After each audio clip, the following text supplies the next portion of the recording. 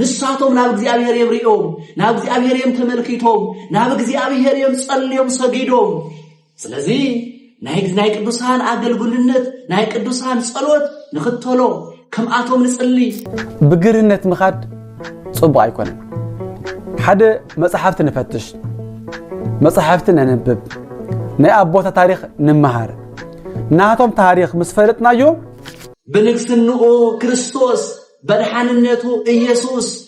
በአምላክነቱ አምላክ ዝኾነ ኢየሱስ ክርስቶስ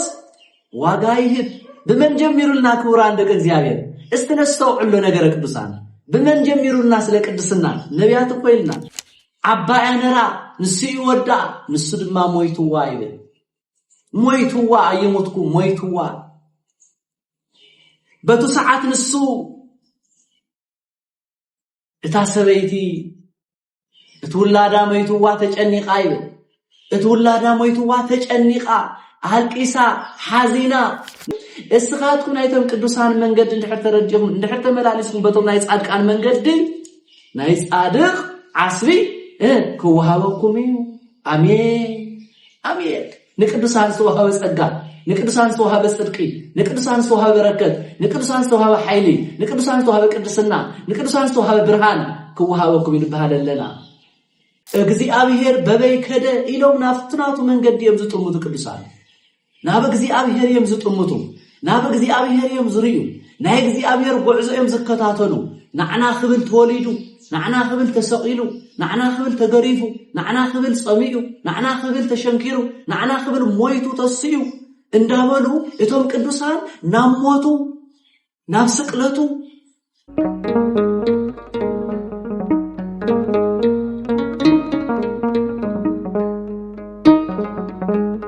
በስመ አብ ወወልድ ወመንፈስ ቅዱስ አሐዱ አምላክ ቅዱስ ቅዱስ ቅዱስ እንዳተባሃልካም ቅድመ ዓለም ማይከል ዓለሙን ሕሊፍካ እንዳተመስገንካ ትነብር ጌታ ኢየሱስ ክርስቶስ በሊቃውንተ ቤተ ክርስቲያን በመመናን ቤተ ክርስቲያን በመናሳይ በሕፃናት ሁሉ ጊዜ እትምለኽ እትወደስ አምላኽና መድኃኒና ኢየሱስ ክርስቶስ ክብርን ምስጋናን አምልኮትን ንዓኻ ይኹን ቅዱሳን መላእክት ንዓኻ መስጊኖም ጸጋን በረከት ከም ዝረኸቡ ቅዱሳን መላእክትን ንዓኻ ተላኢኾም በረከትን ጸጋን ኃይልን ከም ዝረኸቡ ቅዱሳን ነቢያት ናትካስም መስኪሮም ጸጋን በረከትን ከም ዝረኸቡ ከምውን ቅዱሳን ሐዋርያት ናትካስም ሰቢኾም ናትካስም ተሸኪሞም ንዝሓመሙ ካብ ደዊኦም ምስተጨናነቑ ካብ ጭንቀቶም ዘረጋግኡ አቦታትና በኃይልኻ በስልጣንካ በአኻ በኢየሱስ ክርስቶስ ዘላለማዊ ፈጣሪና መድኃኒና ዝኾንካ እግዚአብሔር በአኻ ስለ ዝኾኑ ሕዝውን ዝናገረሉ አንደበት ንዓይ ሰማዕት ድማ ዘሰምዕሉ አእምሮ እዝነ ልቦና ንኹልና ክትከፍተልና ንዓኻ ንልምነካ ኣለና ቅዱስ ፍቃድካ ክኸውንውን ንምሕፀነካን ንጽዋዓካን ኣለና ጌታ አምላኽና እግዚአብሔር ማእኸልና ተረኺብካ ምስጢርካ ክትገልጸልና ዝኸበርኩም ሊቃውንተ ቤተ ክርስቲያን አየንተ እግዚአብሔር ካህናት መዘምራን ዲያቆናት ሰንበት ትምህርት ቤት ደቀ መዛሙርት ምእመናን አቦታት አዴታት መናሰይ ሕፃናት ሁሉም በስም ቅዱስ አምላኽና እግዚአብሔር ከመይ ቀኒኻትኩም ከመይ ለኻትኩም ደሓንዲኹም ጌታና እግዚአብሔር መዋዕለ ትንሣኤ ወይ ድማ ናይ ትንሣኤ በዓል 50 ወርሓት ኣብ ናይ መጨረሻ አካባቢ እንርከብ ስለ ዘለና እዚ ናይ ትንሣኤ በዓልና ጌታና አምላኽና ኢየሱስ ክርስቶስ ትንሣኤኡ ሞቱ ንዓናን ምድሓን ካብ መቃብር ዝተሰኣሉ እነስተውዕለሉ ወርሓትን ሳምንትን ኢና ሓሊፍናሞ ናይ ትንሣኤኡ በረከት ናይ ትንሣኤኡ ብርሃን ናይ ትንሣኤኡ ሕይወት ዝሃበና ጌታና አምላኽና ምስ ኩልና ክኸውን ሕዝውን ናቱ ቅዱስ ፍቃድ ይኹነልና ናይ ኣዴና ቅድስት ድንግል ማርያም ጸሎት ናይ ቅዱሳን ጸሎት ዝተቀበለ አምላኽና ሕዝውን ጸሎትናን እምነትናን ተቀቢሉ ወደለና መልኡ ብናቱ ቅዱስ ፍቃድ ክንጓዓዝ كفادلنا لا إجزابير فطارينا فقاد يكون موز خبركم دك إجزابير أوش تعدن كوعد وصاين أبتفلالي 4 مأذن عالم منكم قدستو أرثوذكس واحدو بيت كريستياننا التسمح حلالفو أستمرو أنون نايتا بيت كريستيان حدا أقلقاي ولا دازفنكو بس ساعات زي إجزابير فقيدو اللي أبخاتكم بكلمة إجزابيرن بكلمة هزبين قويمة قدس قالوا خم حلالف زبقد اللي أملاخنا إجزابير يمو كل هنا نقعنا وز قدس قالوا نسمع السباسبنا الرخبنا كبل يفتو بس ساعات زي دما نجر قدوسان زبرسي نجر قدوسان وين دما ناي قدوسان هيوت بزخانه منجدي زعبا نجر قدوسان كننغاغر كنمخاخر كنمهارينا مو زستمر እግዚአብሔር ዝነግረና ምስጢሩን እግዚአብሔር ድምጽ ነስምዕ ወይ ንባብ ነስምዕ ድማ ንሕና ሰባት ኣነ እየሞ እግዚአብሔር ማእኸልና ተረኺቡ ቅዱስ ፈቃዱ ኮይኑ ቃሎ ውሽጥና ከሐድር ናይ እግዚአብሔር ቅዱስ ፈቃዱ ይኹን መልዓሊ ናይ ትምህርትና ናይ ነገረ ቅዱሳን ትምህርትና መልዓልን ንገብሮ ኣብ ማቴዎስ ወንጌል ምዕራፍ 10 ቁጽሪ 40 ዘሎ ሃይለ ቃል እስካብ 42 ዘሎ መልዓል ገርና ክንነጋገሪና መንዑ መተው ኾነና ብንባብ መጀመሪያ ክርዮይና ቻክሙ ተወክፈ ቻየ ተወክፈ ቻክሙ ተወክፈ ቻየ ተወክፈ ወቻየ ተወክፈ ተወክፎ ለዘፈነወኒ እዚ ቃል እዚዩ ቀጥታ ንሪእንተለና ንዓኻትኩም ዝተቀበለ ናታትኩም ድምጽ ዝሰምዐ ናታትኩም አስተምሮ ዝሰምዐ ናተይ ልኡኻትን ናተይ አገልገልትን ስለዝኾንኩም ንዓይ ከም ተቀበለ ንዓይ ከም ዝሰምዐ ገረየ ዝቆጽሮ ጥራይ ንዓይ ዘይኮነት ነቱ ዝለኣኸን ቦይ ከም ተቀበለ ገረየ ዝቆጽሮ አቦይ ዝበሃል ዘሎ እግዚአብሔር አብ እዩ ወልድ ኮይን ዝናገር ዘሎ ደግሞ እግዚአብሔር ወልድ ስጉ ቃል ለዚ ንዓኻትኩም ዝተቀበለ ዝበሃል ዘሎ ድማ ንሐዋርያት ንቅዱሳን ቅድም እንትብል ንሐዋርያት እዩ ድሕር እንትብል ድማ ንቅዱሳን ቅድም ዝወስድዎ ሐዋርያት እዮም ብኻልኣይ መንገድ ዝወስድዎ ደግሞ ቅዱሳን ቀፂሉ 41 ክርዮን ዘለና ዘተወክፈ ነብይ በስመ ነብይ አስበ ነብይ ይነስ ነቱ ነብይ ዝተቀበለ ነቱ ናይ እግዚአብሔር ቃል ዝምስክር ነቱ ናይ እግዚአብሔር ቃል ትንቢት ዝናገር ነቱ ናይ እግዚአብሔር ቅዱስ ቃል ካብ ሰማይ ሙላዱ ካብ ድንግል ማርያም ካብ ተቀድስትን ንጽሕትን ዝኾነ ድንግል ማርያም ሙላዱ ካብ ኣብ ቀራንዮ መስቀል ውዒሉ ምድሓኑ ዝናገር ነብይ እዚ ቃል እዚዩ ካብቲ ነብይ ዝተቀበልኩም ናይቱ ነብይ ዝተዋሃቦ ጸጋን በረከትን ይወሃበኩም ታይ ስለዘመሐልፍ ቅዱስ ወንጌል ቅዱስ ቃሉ ትንቢት ናይ ሙላዱ ስለዝሕልፍ በሳልሳይ መንገዲ ወዘተወክፈ ጻድቀ በስመ ጻድቅ አስበ ጻድቅ ይነስ እዚያ ከምርስ ገርና ንሐዛ ወዘተወክፈ ጻድቀ በስመ ጻድቅ አስበ ጻድቅ ይነስ በቅዱስ ጻድቅ ስም ዝቅበል ናይቱ ጻድቅ ሕይወት ዝኽተል ንሱ ጻድቅ እዩ ንሱ ንጻድቅ ዝተወሃቦ ዋጋ ክወሃቦ እዩ ክቡራን ደቂ እግዚአብሔር ነቱ ጻድቅ ዝተወሃቦ ዋጋ ክወሃቦ እዩ አስበ ጻድቅ ይነስ አስበ ማለት ወህብቶ ማለት ንመን ዝተወሃበ ነቱ ጻድቅ መን ዝሃቦ እግዚአብሔር አምላኽና ዝሃቦ ንመን ነቱ ጻድቅ ዝሃቦ አስቢ ንዓኻትኩም ክወሃበኩም ይነስ ማለት አስበ ጻድቅ ይነስ ነቱ ጻድቅ ዝተወሃቦ አስቢ እስኻትኩም ድማ ክትረኽብዎ ኢኹም ንምንታይ በቱናይ ቅዱሳን መንገድ ስለተጓዓስኩም ነቶም ቅዱሳን ዝኸድዎ መንገድ ዘለው ስለተኸታተልኩም ምክንያቱ ቅዱሳን ናብ መን እዮም ናብ አምላኾም እዮም ዝጥሙቱ ናብ አምላኾም እዮም ዝኸዱ ናብ አምላኾም እዮም ዝምለሱ ንአምላኾም እዮም ዝርዩ ንአምላኾም እዮም ዝኽተሉ እግዚአብሔር በበይ ከደ ኢሎም ናፍትናቱ መንገድ እዮም ዝጥሙቱ ቅዱሳን ናብ እግዚአብሔር እዮም ዝጥሙቱ ናብ እግዚአብሔር እዮም ዝርዩ ናይ እግዚአብሔር ጉዕዞ እዮም ዝከታተሉ ንዓና ክብል ተወሊዱ نعنا خبل تسقيلو نعنا خبل تجريفو نعنا خبل صميو نعنا خبل تشنكيرو نعنا خبل مويتو تصيو اندابلو اتوم قدوسان ناموتو نافسقلتو نامقابرو نافتنسايو يوم زطمتو تم قدوسان ስለዚህ እዞም ቅዱሳን ዝጠመቱዎ መንገዲ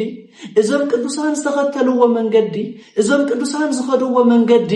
እትሪኡ ዘለኹም ሰባት እትክተሉ ዘለኹም ሰባት በቱናብ እግዚአብሔር ዝኸዱሉ ቶም ቅዱሳን መንገዲ ትመላለሱ ዘለኹም ሰባት መቃብሮም ናይቶም ጻድቃን ተሐስቡ ዘለኹም ናይቶም ጻድቃን ጸሎት ትዝክሩ ዘለኹም ናይቶም ጻድቃን ህይወት አነባብራ بصوم بصلوت بسجدة بتهرمو بمننا زنبرو قدوسان صادقان انت تطمتون تلخو نساتهم زخدوا ومنجدي نساتهم تطمتوا ومنجدي እግዚአብሔር አምላክና ስለዝኾነ እግዚአብሔር ፈጣሪና ስለዝኾነ እግዚአብሔር መድኃኒና ስለዝኾነ እቱ ተሰቀለልና ኢየሱስ ክርስቶስ ስለዝኾነ ነዚ ስለዝጥምቱ ነዚ ስለዝኽተሉ ነዚ ስለዝጸውዑ ነቶም ጻድቃን ዝተወሃበ ዓስቢ አስበ ጻድቅ ይነስ ነቶም ጻድቃን ዝተወሃበ ዓስቢ ንዓኻትውን ክው አስበ ጻድቅ ይነስ ምን እቱናይ ጻድቃን ስም እቱናይ ጻድቃን መንገዲ እቱናይ ጻድቃን ጉዕዞ እቱናይ ጻድቃን ስግደት እቱናይ ጻድቃን ጸሎት እቱናይ ጻድቃን ንብዓት ዝተረድአን ዝረአየን ዝፈለጠን ምእመን አማኒ ካህን ዲያቆን ምእመን ሕፃን ዓብይ ናይ እግዚአብሔር መንገድ ዝኽተሉን ዝጥሙቱን ቅዱሳን ስለዝኾኑ ንዓዓቶም ክትሪእዎም በትንሳቶም ዝኸድዎ መንገዲ በትናታቶም ህይወት በትናታቶም ኑሮ ክትሪእዎን ክትዝከርዎን ክትነብሩሉ እንተለኹም ይብል አስበ ጻድቅ ይነስ ነቱ ጻድቅ ዝተወሃበ ዋጋ ንዓኻትኩምን ይወሃበኩም ምክንያቱ ንምንታይ እስመ ቅዱሳን አንቱም ኩኑ ቅዱሳን እስመ ቅዱሳን እግዚአብሔር አምላክና በሁሉ ኪዳኑን ተናገርዎ እግዚአብሔር አምላክና አባ ቅዱስ ሐዋርያ ጳውሎስ ሐዲሩ ድማ አባ ሐዲስ ኪዳኑን ተናገርዎ ቅዱስ ጳውሎስን አነ ናይ አምላከይ ቅድስና ከተለ አነ ናይ አምላከይ መንገድ ከተለ አነ ናይ አምላከይ መንገድ ከይደ አነ ናይ አምላከይ መንገዲ ከመላለሲ ስለዚህ ከማይን ተኾንኩም እስኻትኩም ቅዱሳን ናይ እግዚአብሔር ክትኮኑ ቅዱሳን ዝብል ሁሉ ይጠራራኹም ግን አብ ቅድስና ቦታ አንተ ተረኺና ናይ ቅዱሳን ቦታ ሪና ቦታ ናይ ቅዱሳን መንገድ ኸይድና ቅድስና አንተ ተሸኪምና ቅድስና አንተ ተቀበልና ቅድስና አንተ ተዋሂብና ካመን ከፈጣሪና ናዕና ግን ምንም አየነም ዘርጊና ተንቅድሜና ዘለው ቅዱሳን ተንቅድሜና ጸንሑ ጻድቃን ተንቅድሜና ጸንሑ መምህራን ተንቅድሜና ዝጸናሐ ቅዱሳት አንስ ቅዱሳን ቦታ ነቱናታቶም መንገድ እንዳተከተልና ቱናይ ቅድስና መንገዶ እንድሕርከይና እስመ ቅዱስ አነ ጳውሎስ እስመ ቅዱስ አነ ስኻቱን ቅዱሳን ኩኑ አነ ቅዱስ የሞስኻቱን ቅዱሳን ኩኑ ደቅ እግዚአብሔር ኩኑ ቅዱሳን ጻድቃኑን እንታይ ተባሂለሎ በእግዚአብሔር እንታይ ተባሂሎ እስኻቱን አይተም ቅዱሳን መንገድ እንድሕር ተረጀኹም እንድሕር ተመላለስኩም በቶም ናይ ጻድቃን መንገድ ናይ ጻድቅ ዓስቢ ክወሃበኩም አሜን አሜን ንቅዱሳን ዝተወሃበ ጸጋ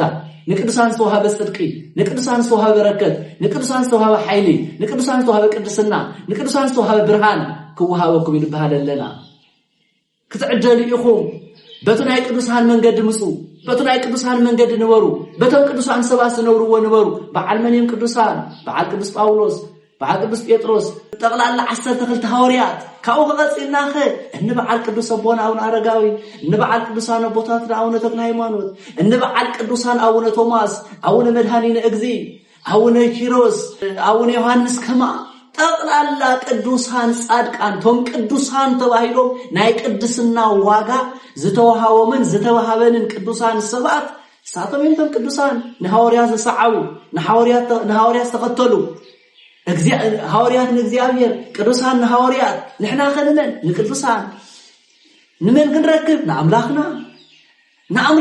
ንአምላኽ ኮይም ግነይ ለእግዚአብሔር ንእግዚአብሔር ኮይም ረኺቦም ተም ቅዱሳን ወጸው ስሞ ቅዱስ አባ ጊዮርጊስ ዘጋስጫ ግነይ ለእግዚአብሔር ወጸው ስሞ ንእግዚአብሔር ክትረኽቦ ስሙ ጸውዕዎ ደመይው ስመ ጻድቅ ጸውዐ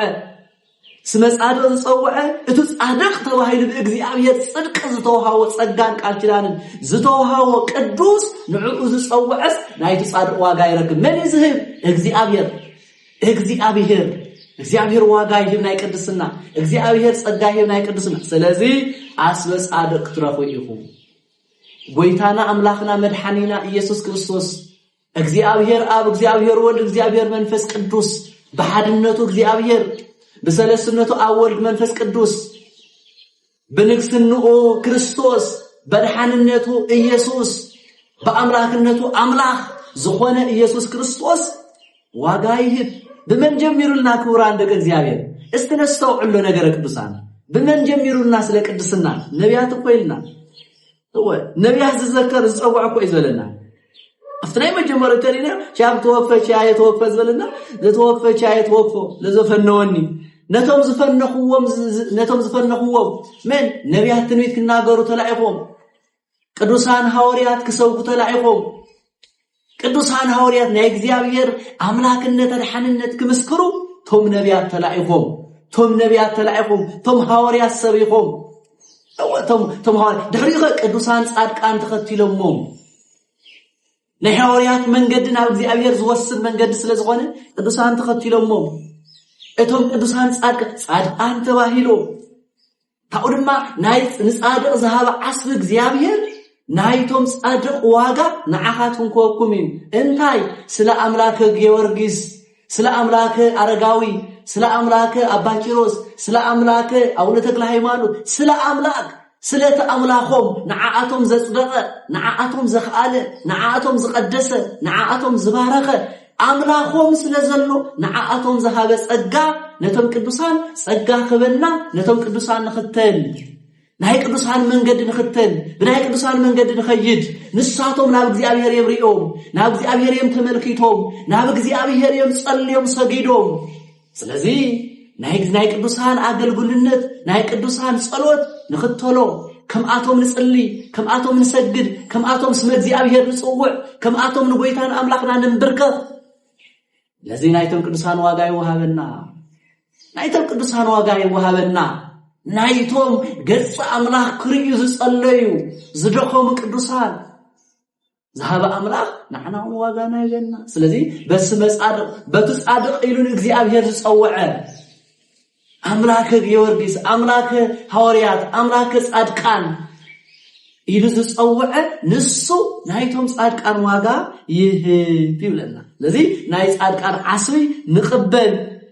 ናይ ጻድቃን ዓስቢ ንዓና ይወሃበና ናይ ጻድቃን ዓስቢ ይወሃበና ኦ እሁየ እሙን ግብር ዘገበርከ ለአበዊነ ናይ ዮሐንስ ሳልሳይ መልእኽቲ ምዕራፍ 1 ቁጽር 5-8 ክሪኦ እንተለና እንታይ ይብለና ኦ እሁየ እሙን ግብር ዘገበርከ ለአበዊነ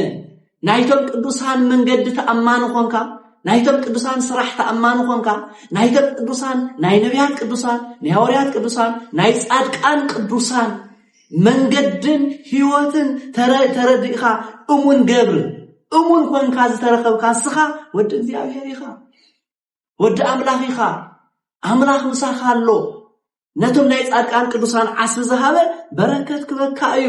ወከመዝም ትግብር ለነ ችራን እለይ ከውን ለከ ስምዓ ላዕለ ተፋቅሮትከ በቅድመ ቤተ ክርስቲያን ከመሰናይ ትገብር ወዘንተ ግብረ ሰናይ ፈነው ከቅድመከ ዘይደሉ ለእግዚአብሔር እስኻን እግዚአብሔር ዝደልዮ ኢኻ ትሰርሕ ዘለኻ እስኻ እግዚአብሔር ዝደልዮ አገልግሎት ኢኻ ሰናይ ስራሕ ኢኻ ትሰርሕ ዘለኻ እስኻ ናይ ጻድቅ ስራሕ ኢኻ ትሰርሕ ዘለኻ እስኻ ናይ ቅዱሳን ስራሕ ኢኻ ትሰርሕ ዘለኻ እስኻ ናይ ቅዱሳት አንስ ስራሕ ኢኻ ትሰርሕ ዘለኻ ናይ ቅዱሳን ስራሕ ትሰርሕ ስለ ዘለኻ እስኻ እግዚአብሔር ዝፈትዎ ኢኻ ትሰርሕ ዘለኻ ቅድሜከ ዘይደሉ ለእግዚአብሔር ዝደልዮ ሰናይ ኩነትከ መንገድኻ ሰናይ እዩ መንገድኻ ጽድቅ እዩ መንገድኻ ሕይወት እዩ መንገድኻ ብርሃን እዩ ንምንታይ እቶም ቅዱሳን ዝኸዱሉ መንገዲ ስለ ዝመጻኻ እቶም ቅዱሳን ጻድቃን ዝተባሃሉ መንገዲ ዝኸዱሉ ዝተጓዓዙሉ ጸሎት ጾም ስግደት ስለ እምነት ካጽንዕኻ ስለ ዝመጻኻ በቶም ናይ ቅዱሳን መንገዲ ሰናይ ፍኖትከ ቅድሜከ ዘይደሉ ለእግዚአብሔር ዝደልዮ ኢኻ ትሰርሕ ዘለኻ ይብለና ለዮሐንስ መልእኽቱ እግዚአብሔር ዝደልዮ እግዚአብሔር ዝፈትዎ ስራሕ ኢኻ ትሰርሕ ዘለኻ እግዚአብሔር ዝደልዮ ኢኻ ምክንያቱ ቅዱሳን በእግዚአብሔር ቅዱሳን ዝተባሃሉ ራይ ሕሙም ምድሓን ጸሎት ምጽላይ ይኮን ሞቱ የተስብዮም موتن يتسيو بمن تأيام ذات السؤو بمن تاي حيلي بمن حيلي بأجزي أبير حيلي بقويتانا بإيس كريستوس حيلي الذي أنقاين دو صلوتهم ناو أجزي مقراب أنقاين دو مسوايتهم ناو أجزي مقراب أنقاين دو سجدتهم ناو أجزي مقراب أنقاين دو إمنتهم تنكر أمنتهم وكرم أجزي مرأيو خاون لعلي موت ذات السعادة كرير هذه كدوسان بأجزي أبير حيلي بأملاكم حيلي اسكع موت من علي خدير حيلو جن بأجزي أبير حيلو جن بأملاكم سلطانو جن بأجزي أبير سلطان تسئ تلعلم زور لذي كافزهم زي أطب أجزي أبير زهاوم حيل السلطان ناي مدحان سلطان زهاوم أملاكم قويتهم يسوع كريستوس يلسا استبها لسعادة كريس مصحف نجس قال أي نجس 14 زلوا كم زبيل ويبيلا إلسا أما كما يوم بهيوتك تركبي ولد وتويلو إجزئية يتحسوا لأمتك ولاد زينبرا سبيتي السخي بزا عمته زيو إجزيابير ولاد كبركيو ولاد كترخبي يخيلو نجرا إتا سبيت دما ولدت وأمزت أنست إتبسيت ولدت بأمتو بإلت زي بيلا إلسا فأخم مولو نهي قدوسان حيلي بزع عمت زيو اجزيابير ولاد كبكيو اجزيابير كبارخكيو اجزيابير كقدسكيو اتقدوس تصادق إلسا نتا زي ولدت مخان زنبر سبيت نجروا اجزيابير السؤال يلن كتولد إخي اجزيابير السؤال يلن كتسأنس إخي بحيل إجزيابير بفقاد إجزيابير كتولد إخي هاي قدوسان حيل رأهم نجر قدوسان صراحة قدوسان قدسنا قدوسان بقعات قدوسان مس أملاكم جنينتهم رخكهم مس أملاكم اسكع زي ولدت سبيت مولاد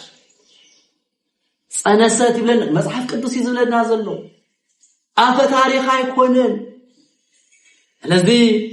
سنستون ولدتون بتو إلسا صادق قدوس زبلا بتو تناغرا غزيه ولدت قصيلنا كالاي نغس ديون 4 قصر ورينا 10 تقري انت لنا هونكم زيب وامزه حلف إلسا هات الته انت سمان وهلوت يبسيت أباي وأقمتو يبلا أكله اسمه غندي يكسئيه وتكسئيه يبلا أكله إلسا أمي ونبره مو اغلى خبل علا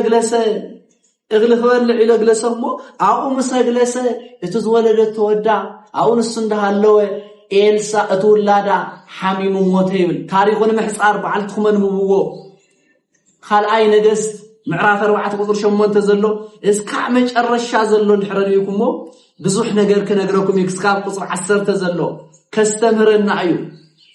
الذي تاسبيتي عبا انرا نسي ودا نسو دما مويتوا يبل مويتوا يموتكم مويتوا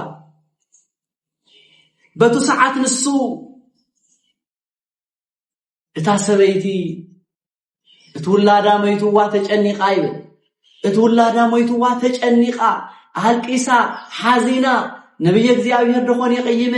ነብይ እግዚአብሔር ደኾን ሕማቅ ሰሪሕ ኢላ ተጨናኒቃ ይብላ ነቱ ቅዱስ ኤልሳ ሞት ሰዓት ንሱ ጸለየና እግዚአብሔር ይብል ናፍጥሪ የሳውን ጉንብሕ ጥልዒሉ ሰገደ ናፍጥሪ የሳውን ተመላለሰ ናብ አምላኹን ለመነ ናብ አምላኹን ተናገረ ሸውዓተ ጊዜ ወደቀተሰ ናፍጥሪ የሳስ ሸውዓተ ጊዜ ወደቀተሰ ሙቆት ዘይነበረ ህፃን በበል ሻውዓይ ሙቆት ሃቦ ግልጽ ኢልን ተራአዮ ተሰአ ይብለና ክብር ምስጋናና አምላክና ለእግዚአብሔር ይሁን ተሰአ ቅዱሳን ጥራይ ሕሙማን መፍዋስ የኮነ ስልጣን ተዋይዎ ጥራይ ኃጢአት መስተስረይ የኮነን ቅዱሳን ስልጣን ተዋይዎ ታይዳ እስካ ሞት የብዕል ሞት የብዕል በመን በኃይል ኢየሱስ ክርስቶስ بحيل أملاكم بحيل قويتهم بحيل مدحانيهم إيسوس كريستوس بحيل فتاريهم امنتهم في الصوم صلوتهم في الصوم أملاكم زأمنوا سلزخونوا اغزيابير زتمتوا لاغزيابير زغزو باغزيابير زمرحوا قدوسان سلزخونوا إلسا اسكع موت سمت السعبقع اسكع زموت سب على وأنور وتقوام مهيتوت ومايني انت جزي هالفة هابيني يقهسيه እግዚአብሔር اسكع موت على العالم من إلسا موت العالم خالي سلاسان معراف 4 قوين بعلو حزون قال أي نقص معراف 4 سلاسان كلتن سلاسان شوعتن وبقى إلسا بيت ذرك والهسان موته ويسكب واستقرات وبقى إلسا بيت وصوّا هوته لعيلة كل يوم وصلّي هاب እግዚአብሔር ኤልሳ ጸለየና በእግዚአብሔር ኤልሳ ለመነና በእግዚአብሔር ኤልሳ ተማሕፀነና በእግዚአብሔር እንታይ ኮይኑ ዝሞተ ህፃን ረኺቡ ዝሓዘነ ተደረኺቡ ትነብዕ ደረኺቡ ኤልሳ ምስአ እንዳኾይኑ ጸለየ ለመነ ወረደ ደየበ ናብ አምላኹ ተማሕፀነ ተንበርኪኹ ናብ አምላኹ لمنه وأرجع وسكب لعيلوت هسان وودي أبو استأفو كم زيلو قريب رأيو استنفاس اللي له سمع قربه عم بدرشاو عين داود قندا تسأل له يبل سلازين تاي مالتيوم هو وصلي هاب እግዚአብሔር ቅዱሳን ናይ እግዚአብሔር መንገድ የምትከተሉ ቅዱሳን ናይ እግዚአብሔር አገልግልትዮም ቅዱሳን ናይ እግዚአብሔር ተላእኽትዮም ስግኦም ገዚኦም ንነፍሶም ዝሓደሩ እዮም ስግኦም አሸኒፎም ንነፍሶም ዝሓደሩ እዮም ስግኦም አሸኒፎም ንኻሊእ ሰብ አገልጋይ ስለ ኻሊእ ዝጽልዩ ስለ ኻሊእ ናብ አምላኾም ዘቅርቡ ቅዱሳን ስለ ዝኾኑ ቅዱሳን ጥራይ ጸሎት ምጽላይ ዘይኮነስ ሞት ሕሙውን ይፈውሱ ሞቱን ድማ የተስኡ ለዚህ ካፍቶም ብዙሓት ሓደ ማስረጃ ዝኾነና ወጸለይ ሃበ እግዚአብሔር ዝበልኩ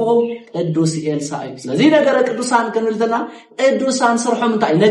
ነገር ማለት ነገር በክልተ ይዝግለ ነገረኛውን ይባል ነገር ግን ስራሕ እዩ ነገር ግን እንቅስቃሴኦም እዩ ነገር ግን ስርሖም እዩ ነገር ግን አገልግሎቶም እዩ ነገር ግን ናብ አምላኾም አምልኮኦም እምነቶም እዩ ፍጹም እምነት ፍጹም አገልግሎት ፍጹም ምስ እግዚአብሔር ፍቅሪ ፍጹም በእምነቶም ዝኾኑ ቅዱሳን ይባሃሉ ንሳቶም ድማ ራሹም ዘይኮነ ታዛ ሐመመ ስለ ዓዲ ሰላም ስለ ዘሐመሙ ስለ ተሰደዱ ስለ ተጨናነቁ ይጽልዩ ናመን ጸለየ ሃበ እግዚአብሔር ናብ አምላኾም ናብ ኢየሱስ ክርስቶስ እዞም ከምዚ ዝበሉ እንታይ ኢሎም አስበ ጻድቅ ይነስ አስበ ጻድቅ እስየተ ጻድቅ አስበ ጻድቅ ይነስ ለቅዱሳን ዝተወሃበ ዋጋ ሕዝውና አኻቱን ክወሃበኩም ይለናል زحلف يكونن حزون الله نعناون كوهابنا أيو نايتم قدوسان سنة أملاخنا نصوعنا بسم قدوس أجلين دابلنا بقدوسان سم أملاخنا هنصوع انتلنا بقدوسان سم فتارينا خنا نقستلنا بقدوسان سم እግዚአብሔር فتارينا هنصوع انتلنا نحناون نايتم قدوسان عصبي نتم قدوسان ستوهاو واغا نتم قدوسان ستوهاو قدسنا نتم قدوسان ستوهاو هيوت مدحانيتن እውነትን ሐቅን ናዕናውን ኩሃበና ይፈዕልዩ ቅዱሳን ተስኻብ ደቅ ሰባት ዝሞቱ እስካዕ ምልዓልዮም ስለዚህ ነገረ ቅዱሳን ክንልተለና ነገረ ቅድስና ነገረ ጸሎት ነገረ ስግደት ነገረ እምነት ነገረ ሃይማኖት ነገረ ጽንዓት ነገረ ተጋድሎ ነገረ ስጋውነት ምሽናፍነት እዮም ቅዱሳን ክበሃሉ እንተለው ናይ መጀመሪያ ስግኦም አሸኒፎ ናብ ነፍሶም ፍጹም ዘአተው ማለት ነው ቅዱሳን ክበሃሉ እንተለው እንካብ አምላኾም ኃይል ዝረኸው እንካብ አምላኾም ቅድስና ዝተወሃቦም ንሳቶም ድማ ስግኦም ዝነዓቁ ብንስግኦም ተጋዲሎም ዘሸነፉ ቅዱሳን ይባሃሉ ቅዱሳን ሐዋርያት ቅዱሳን ነቢያት ቅዱሳን ጻድቃን በተለይ በሐዲስ ኪዳን እንተለና ካብ ቅዱሳን ሐዋርያት ጀሚርና ንማንነቶም ሕሊፎም ለአምላኾም ስም ዝሃው እስከ ስቅለት እስከ ሞት በአምላኾም ተአመንት ዝኾኑ ቅዱሳን ደግሞ በሐዲስ ኪዳን ደግሞ አብገዳን ወዲቆም አባዓት ወዲቆም ንጸሎት አንደበቶም ንጸሎት ጉልበቶም ንስግደት ህሊናኦም ንእምነት በአምላኾም ዝቆሙ በአምላኾም ዝጸንዑ ንአምላኾም ዝጥምቱ በአምላኾም ዝቆሙ ቅዱሳን ጻድቃን ስግኦም ዝነዓቁ ንስግኦም ዘሸነፉ ስግኦም አሸኒፎም ናብ ብቕዓት ናብ ቅድስና ዝበጽሑ እግዚአብሔር ኃይል ዝሃቦም ካብ ባዕልቶም ሓሊፉ ንኻሊእ ሰባት ክኾኑ ዝኽእሉ ቅዱሳን ይባሃሉ ዚአቶም ቅዱሳን ተባሂሎም ስጋኦም ዘሸነፉ ነፍሶም ዘገዝኡ ብነፍሶም ናብ አምላኾም ዝተማሕፀኑ በአምላኾም ዝተአመኑ ንስጋኦም ዝነዓቁ ንነፍሶም ዘኽበሩ ኣብ ቅድሚ እግዚአብሔር ዝቆሙ ቅዱሳን ተባሂሎም ቅዱሳን ጻድቃን ቅዱሳን ሐዋርያት ቅዱሳን ሰባት ቅዱሳት ሰባት ተባሂሎም ይጽውዑ ስለዚ ቅዱሳን ነገረ ቅዱሳን ክንብል ተለና እዞም ታሪኽ እዞም ዝርዝራት እዚአቶም ኢናሞ ቅዱሳን በአምላኾም ኃይልዮም ሰርሑ ቅዱሳን በአምላኾም ኃይልዮም ዝንቀሳቀሱ ቅዱሳን ዝሰርሕዎ ተአምራት በሙሉ በአምላኽ ኃይሊ በዘይ አምላኽ ኃይሊ ብናይ በዓልቶም ኃይሊ ዝገብርዎ ነገር የለን ብናይ በዓልቶም ስልጣን ዝገብርዎ ነገር የለን ብናይ በዓልቶም ጉልበት ዝገብርዎ ነገር የለን በመንደአ በአምላኾም በፈጣሪኦም በኢየሱስ ክርስቶስ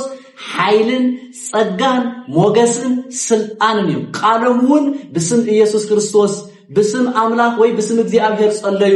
بسم ኢየሱስ ክርስቶስ ተስበሉ بسم ኢየሱስ ክርስቶስ ንሕና ንበካ ነገር ይብልናል بسم ኢየሱስ ክርስቶስ ግን ካብ ደዌኻ ተፈታሕ